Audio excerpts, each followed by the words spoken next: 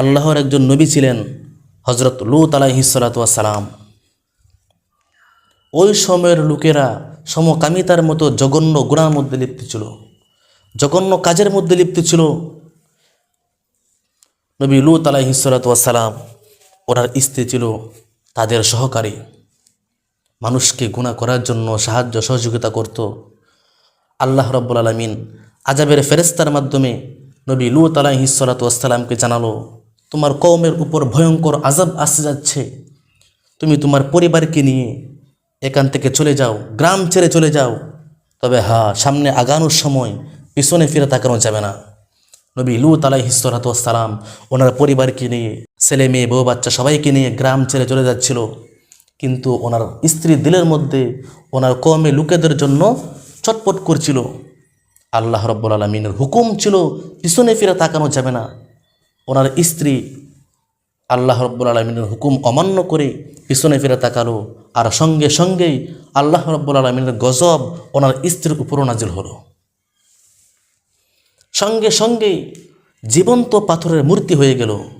আজও সে মূর্তি ওই জর্ডানে মৃত নদীর কিনারায় দাঁড়িয়ে আছে।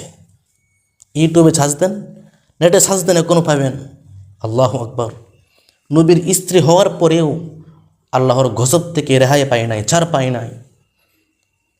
আজকে যারা বলেন আমার সন্তান আলেম হয়েছে, কি হয়েছে, আমার সন্তান আলেম হয়েছে, আমি নামাজ না পড়লেও সমস্যা নেই, যাকাত না দিলেও সমস্যা নেই, যাকাত না দিলেও সমস্যা নেই, হজ না করলেও সমস্যা নেই, আমার সন্তান হাফেজ হয়েছে, আলেম হয়েছে, মুফতি হয়েছে, মৃত্যুর পর আমার সন্তানে দোয়া করবে, এই দোয়াতে আমি পার পেয়ে যাব, আমার সন্তানই আমাকে জান্নাতে নিয়ে যাবে। যারা এই কথা বলেন তারা লক্ষ্য করুন, নবীর স্ত্রী হওয়ার পরেও আল্লাহর আযাব থেকে রক্ষা পায় নাই, সেও ধ্বংস হয়ে গেছে। এই জন্য নিজের আমল নিজেকেই করতে হবে।